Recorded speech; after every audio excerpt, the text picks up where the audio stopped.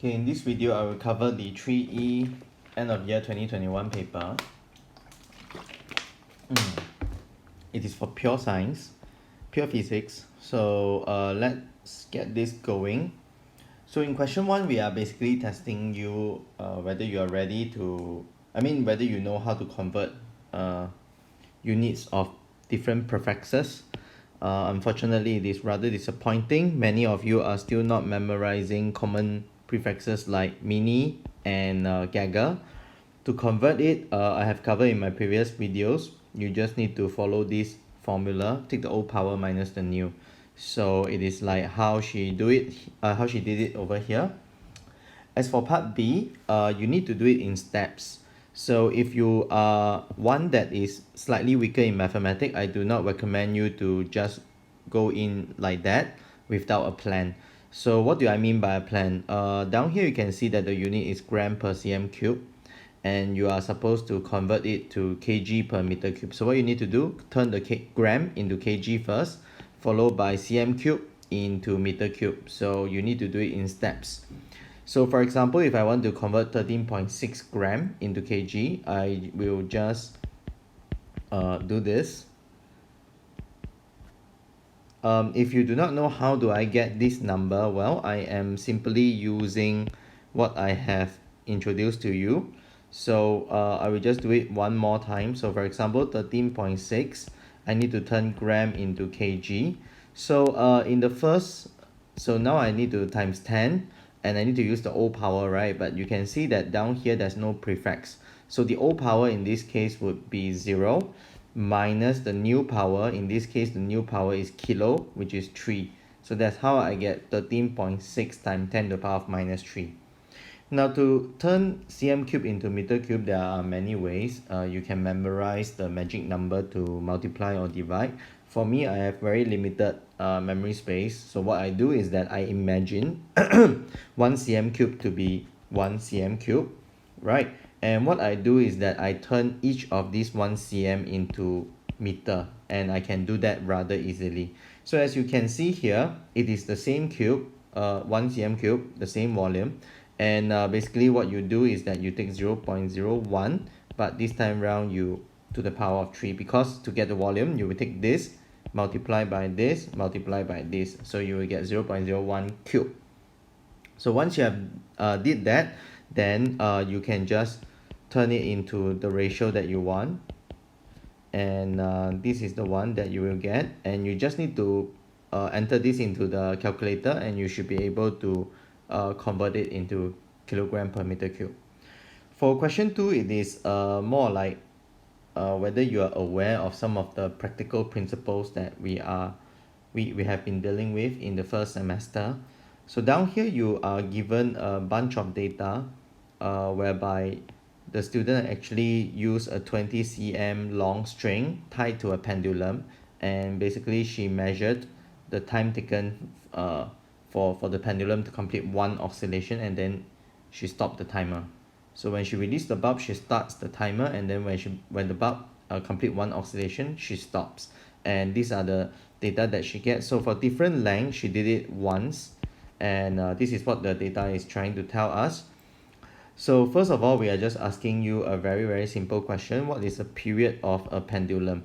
So down here, you need to be very clear at the very beginning that the period refer to the time taken, okay? And it is the time taken for one complete oscillation. This word complete is actually very important, but because we take into account that this year is kind of like quite disruptive due to the COVID-19 measures, we condone that. But in your prelim, if I don't see this adjective complete, you will not get any mark. So for now, there's no more half mark. Any incomplete answer will be treated as a wrong answer. So in this case, in the paper, if you see a small circle with a C, it means that we condone the error, meaning that we close one eye. It is an error, but we decided we shouldn't penalize you due to the circumstances of this very special 2021. Okay. Okay, for part B, many of you are not showing that awareness of being precise and specific. So here the question is asking you how you can improve the accuracy. So to improve the accuracy, you want to get closer to the true value by reducing random error.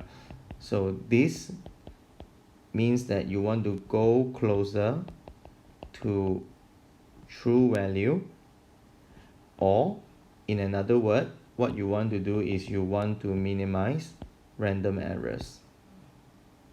Right, so to do that, you have to basically change the method.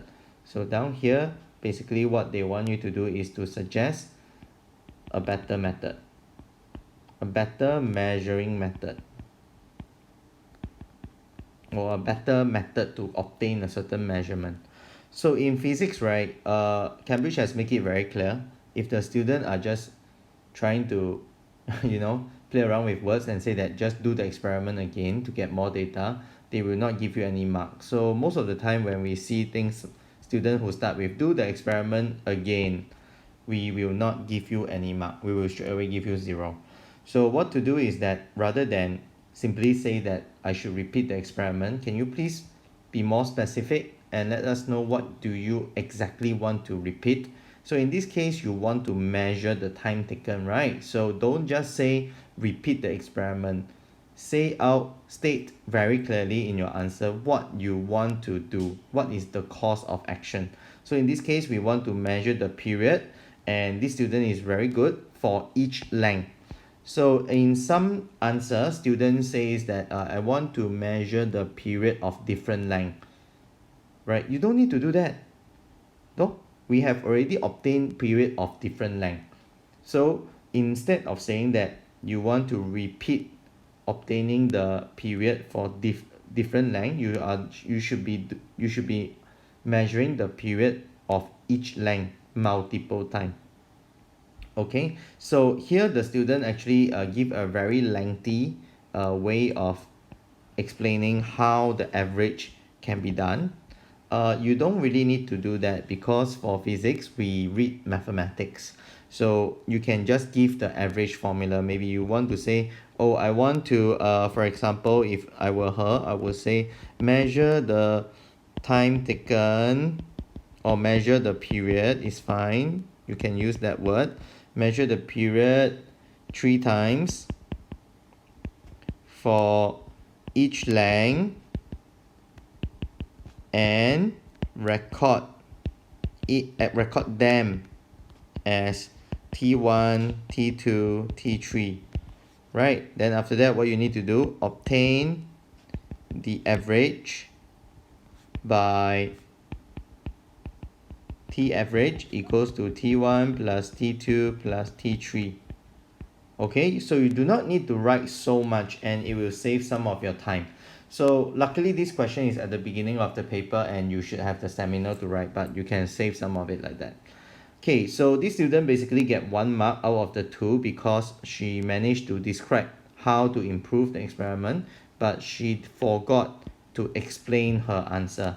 So to explain her answer is quite straightforward. What you are doing is that you are actually reducing the random error, or you can tell me that you are reducing the human reaction time by taking average. For part 3, it is a kinematic question, quite straightforward. In 3A, most of you got the correct answer as such.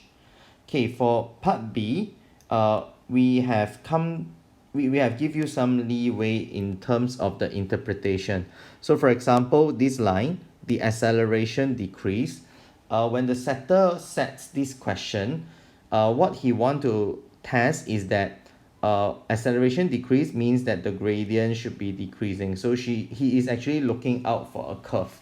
But some of the English teacher also pointed out that by saying that after 14 seconds the acceleration decrease, it can be interpreted as the acceleration becomes a lower value and it is still a constant. So because of that, we will still accept a student who drew this way. That means a straight line. So for example, if you do something like this, okay, the black line, we will still accept it, but that is not the intent of the question. Okay, it is just a slip of the vector and the setter that there can be multiple interpretation of this question. So after sketching the part whereby the acceleration decreases, the other part that you need to draw is that when the speed becomes constant. So when the speed becomes constant, it is quite straightforward. It is just a straight line over here. Okay. Okay, for question 4, it is your forces. We are trying to check whether you know how to draw a vector diagram. So in part A, you are asked what are the two conditions for equilibrium to be achieved. You need to mention both the net force and the net moment. Okay, for this round, we are being lenient. And so when you talk about net force, the correct preposition expected should be like this, acting on an object, not of an object. It is acting on, net force acting on. Forces is always acting on something. Okay. As for moment, we are also trying to be lenient. If after mentioning the net moment, you didn't talk about the pivot, we will condone the error this time round. But for set 4, we will penalize you. Okay, so always have the habit, forces acting on, moment about where.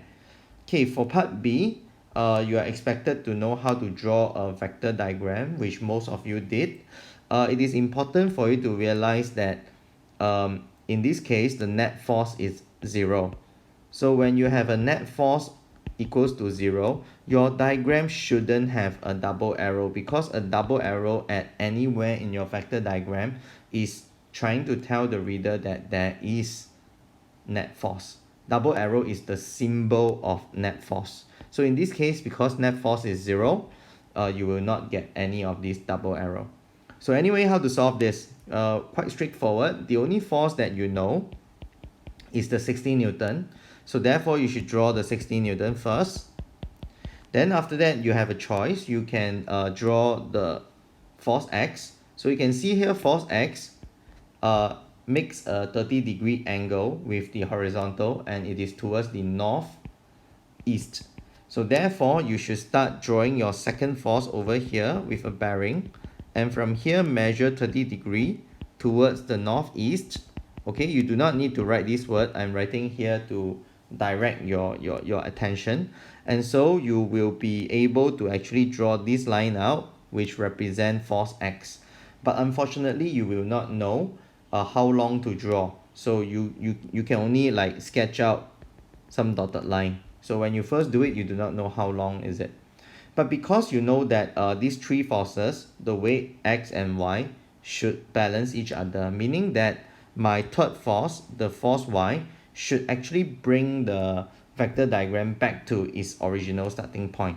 So the original starting point of this vector diagram is here. So meaning that there will be a point, you should start drawing your Y at a point whereby it will go back to the start. So now you do not know exactly where you should draw Y. So what to do? Well, you know that Y actually makes an angle theta with the horizontal such that it will go, and if it hits the starting point, it should also make the same theta over here. So because of that, you can actually work backwards. Oh, I just realized I say something wrong. Actually, you know X is 100 Newton. So since you know X, then obviously if you know the length of X, wow, we set this question so easy. Okay, so since you know the length of X, you can draw a Y from here, and because you know that it is resultant force is 0, that means the Y force should go back to where it starts. So that is how you locate the third force, which is Y. Okay, so if you do it right, you should obtain answer that is similar to this. For our marking purpose, we will accept any forces that is within this range. Okay. Okay, for part C, we are trying to see whether you can imagine and visualize how the vector diagram changes. So initially you have this vector diagram W, X, and Y, which makes an angle theta over here. So now they are saying that x becomes 0. So when x becomes 0, meaning that this line would become so short, right? So for example, if x were to shorten to here, that means your y will respond with this, right? And if x is being shortened to here, then y will respond with this. So do you see how it is going? If now x is like this short, then y will be like this, right? So you can actually, by doing so, you can see a trend, right? When x becomes shorter and shorter. So when x become really 0, what will happen is that you will have w, and in order for y to bring the vector diagram back, y would need to travel back this way. So in this case, the theta would become 90 degrees. So therefore, this is 90 degree, and force y will actually have the same magnitude as y, which is 60 Newton. So at this point, if you are still not sure how to do, please approach your teacher.